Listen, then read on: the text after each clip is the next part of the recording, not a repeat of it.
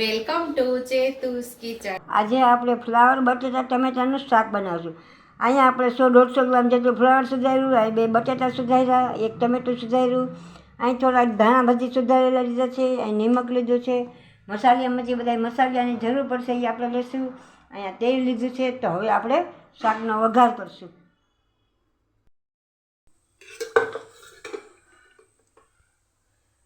તો અહીંયા આપણે 2 ચમચા તેલ ઉમેરશું.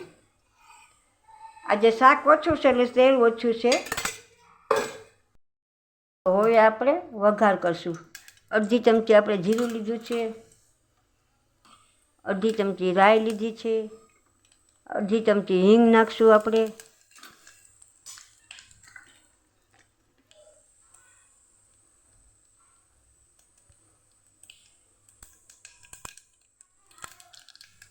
હવે આપણે એમાં સંભાળેલું શાક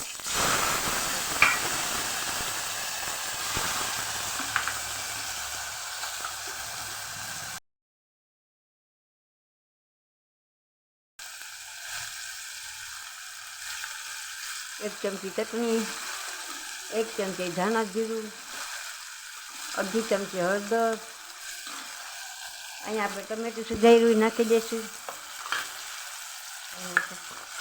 ધાણા નાખી દઈશું.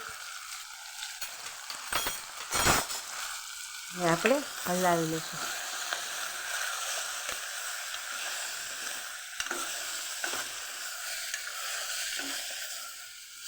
અસલ મજાનો મસાલો સોતરાઈ જાય એવું આપણે શાકને ફેરવવાનું.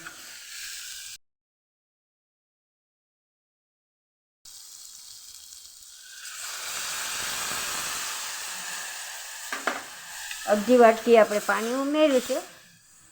1 સીટી થવા દેવાની છે આપણે.